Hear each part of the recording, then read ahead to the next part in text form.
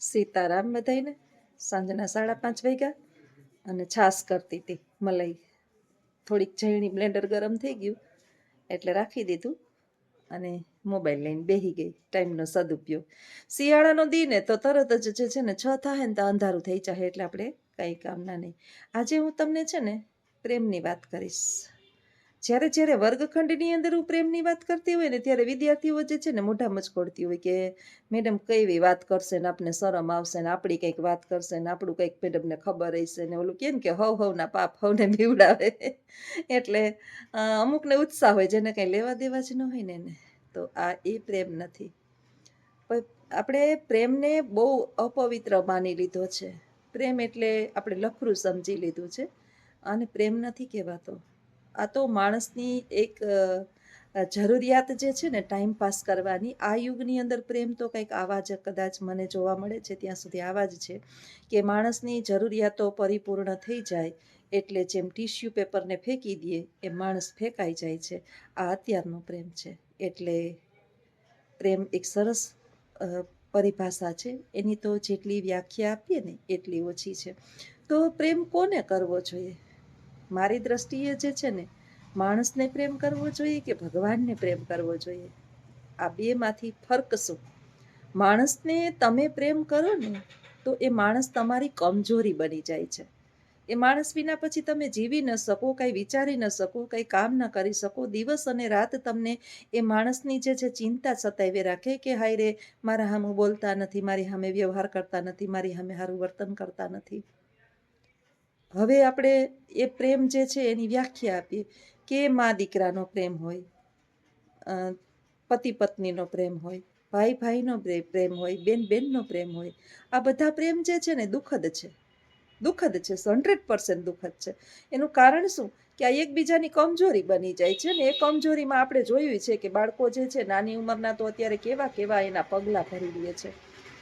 નાની ઉંમરથી જ ગૌતમ બુદ્ધનું જે ભવિષ્ય હતું ને એનું જીવન, મહાવીર સ્વામીનું જીવન, સ્વામી વિવેકાનંદનું જીવન, આ નાની ઉંમરથી આપણે એક મનની અંદર છે ને આપણા ભારતની સંસ્કૃતિમાં વિચારી લીધું છે કે વૃદ્ધો થઈને એ ભક્તિ કરે અને નાના થઈને એ નાના હોય ને એ મોજ મજા કરે. યુવાનીમાં તો મોજ મજા કરી લેવાની હોય, પછી ભક્તિ તો કરવી જ છે.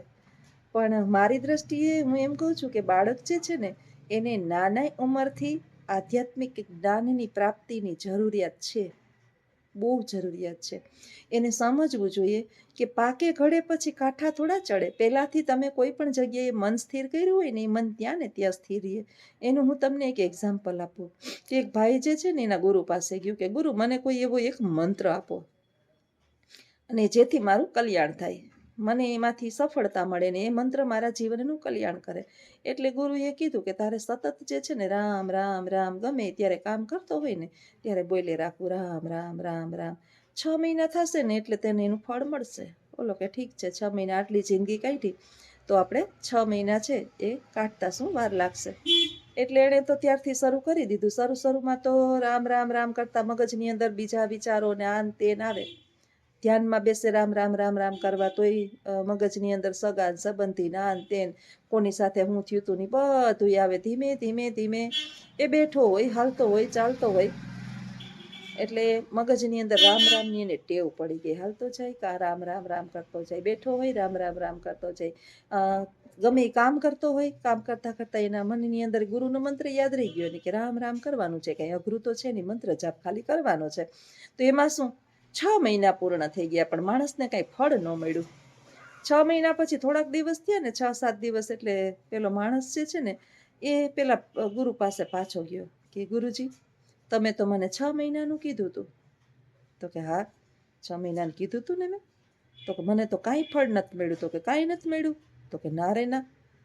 તો હવે મારે તો ફળ મારું જે ઈચ્છા પ્રમાણેનું ફળ મને મળ્યું જ નથી. તો કે તો હવે એક કામ કર, પાછો 6 મહિના છે ને તું રામ નામનું ભૂલી જ જા. તારા મોઢામાંથી રામ નામનો શબ્દ નીકળવો જ ન જોઈએ, ગમે એ થઈ જાય. જો રામ નામનો શબ્દ નહીં નીકળે એવું તું મને ખાલી 15 દિવસ તું બતાવી દે, આપણે 6 મહિનાની 16મે દિવસે હું તને ફળ આપી દઉં. એટલે ઓલો ભાઈ જે હતો ને શિષ્ય એ કે ગુરુજી એમ થોડું, મારે તો ભૂલથી મારાથી તો રામનું નામ લેવાય જ ચાહે, મને તો ટેવ પડી ગઈ છે કે હાલતા ચાલતા બેસતા ઉઠતા. હું કામ કરતો હોય ને તો મને એક જ નામ દેખાડવું હોય, રામ રામ રામ રામ. તો તું તો કહીશ ને કે તને ફળ નથી મળ્યું, તો આ શું છે બધું? તને જે જિંદગીનું સૌથી મોટું ફળ મળ્યું છે, તારે આનાથી વિશેષ જોઈએ હું? તારે કાગડો બનવું, કૂતરો બનવું, જંગલી જાનવર બનવું, હરફ હિંદડા બનવું, પશુ પક્ષી બનવું? સતત રામ નામનો જાપ જે છે તું કરીશ ને એટલે તને આ 84 લાખ યોનીમાંથી મુક્તિ મળી જશે. ને તું એમ કહીશ કે ઇનામ તો હું લઈ, મને ટેવ પડી ગઈ છે, તો આનાથી વધારે તારે જોઈએ જ શું? તું જે અહીંયા ધન દોલતની અપેક્ષા લઈને આવ્યો હતો, એ ધન દોલત તને કઈ કામના નથી. તું જીવીશ સુધી ચોક્કસ મોજ મજા કરીશ, પણ તું ભેગું કાંઈ લઈને નહીં જાય. અને પાછું તારે આ કાગડા કૂતરાની યોનીમાં જન્મ લેવો પડશે. બોલ, તારે હવે ક્યું જોઈએ છે? ગુરુના પગમાં પડી ગયો કે સાચી વાત છે ગુરુજી, ગુરુ વિના જ્ઞાન ન નીપજે, ગુરુ ગોવિંદ દોનો ખડે કિસકો લાગુ પાય, બલહારી ગુરુ આપકી જિસને ગોવિંદ દિયો બતાય. ગુરુ પોતાની જગ્યાએ સ્થિર રહે પણ શિષ્યને ભગવાન સુધી પહોંચાડી દે, આ ગુરુ છે. અને આ ગુરુ પ્રથમ તો આપણે જનેતા કહીએ, અને પછી ગુરુ આપણામાં આપણે સાચા સજ્જન સંતનો આપણે સમાગમ થઈ જાય તો નાની ઉંમરથી ભક્તિ લાગી જાય અને મગજની અંદર આપણે સત્ય સમજાઈ જાય કે જે પણ કાંઈ ભેગું કરવાનું છે ને એ ભોગવવા પૂરતું કરવાનું છે, ભેગું લઈ જવા માટે નહીં. અને એટલું થઈ જાય એટલે સંતોષ રાખી અને હરિભજનની અંદર આપણે ઉતરી જવાનું છે. જેટલું કમાઈએ એટલો અમુક ભાગ આપણે કાઢી નાખવાનો છે, કારણ કે અંતે તો જાવું જીવ તારે એકલું. અંતે જાવું જીવડા તારે એકલું, સાથે નહીં આવે માને બાપને, સાથે નહીં આવે ભાઈ ભોજાઈ, સાથે નહીં આવે કુટુંબ કબીલો કે પરિવાર, મામા મોસાળ, સાથે આ પૃથ્વી પરથી કોઈ નહીં આવે. આવ્યા એકલા, જવાનું એકલું. અને તલ જેટલી લઈ જવાની વ્યવસ્થા નથી, તો શું કામે પાપના માર્ગે આપણે જે છે એ કાંઈ પણ કાર્ય કરી અને ભેગું કરીએ, આપણે ભોગવીએ એટલું તો સત્માર્ગેથી એ ભેરું થઈ જાય. આપણે જેટલી જરૂરિયાત છે એટલું તો આપણે સામાન્ય કામ કરતાં કરતાંય ભેગું થઈ જાય. અત્યારે જે છે ને આપણા સગા સંબંધી, કુટુંબ કબીલો, પાડોશી, પછી સમાજ, આ બધાને આપણે જોઈ અને આપણા મનની અંદર એવો વિચાર આવે કે આપણે એટલા સધર બની જઈએ, રૂપિયાવાળા બની જઈએ. આપણા કિસ્મતની અંદર હોત ને તો આપણે, હું તો મારી જાતને એમ કહું કે મારા કિસ્મતની અંદર રૂપિયો હોત ને તો હું ગરીબ પરિવારમાં જન્મત નહીં, ના ગરીબ પરિવારમાં હારે ન આવત. તો હું અનિલ અંબાણી કે પેલો મુકેશ અંબાણીની ત્યાં જઈનમી હોત અને કોક ટાટા બિરલાનું માગવું આવ્યું હોત. સાચી વાત, આ કમેન્ટ ચોક્કસ કરજો. આપણે સ્વીકારવું પડે કે આપણા નસીબની અંદર જે છે ને આટલું જેટલું છે. ઉપરથી નીચે પછડાવું કે નીચેથી ઉપર પછડાવું, ગમે એટલો અનીતિનો માર્ગ અપનાવશું પણ ભાગ્યથી બળવાનું કોઈ છે જ નહીં. એટલે જીવનને આ સત્ય બાળકને સ્વીકારવા દેવું પડે. અને પહેલું તો મેં જે વિડીયોની અંદર હું વારંવાર કહું છું કે બાળકને એક પ્રશ્ન થવો જોઈએ નાની ઉંમરથી વર્ગખંડની અંદર, કે બાળકે માતા પિતાને પ્રશ્ન પૂછતા થઈ જવા જોઈએ કે હે મા બાપ, તમે જે કમાણા છો ને એ સત્માર્ગેથી કમાણા છો ને, કરપ્શનનું નથી ને? કારણ કે કરપ્શનથી કમાયેલું હું એક મોજ કરીશ અને તમારું કરપ્શનથી 100 લોકો જે છે ને એનો રોટલો તમે છીનવીને અમને ખુશી નથી કરાવતા ને. આ બોધપાઠ બાળકને સમજણ આવવી જોઈએ, નાની ઉંમરથી આ ખબર પડવી જોઈએ કે જેથી કરીને એને મા બાપને વિચાર આવે કે મારે કાળા ધોળા કરી અને ઘર ભરવું નથી. કારણ કે જ્યારે ભ્રષ્ટાચારી અને લાંછન બધા લે છે, જેને લાંચ કહીએ, એ પોતે તો લેતા હોય છે, જે હજારો પરિવારો એને કારણે બરબાદ થાય છે, પોતે એકને આબાદ થવા માટે. આ ધન ધૂળ બરાબર છે અને આ મોજશોખ સ્મશાન બરાબર છે.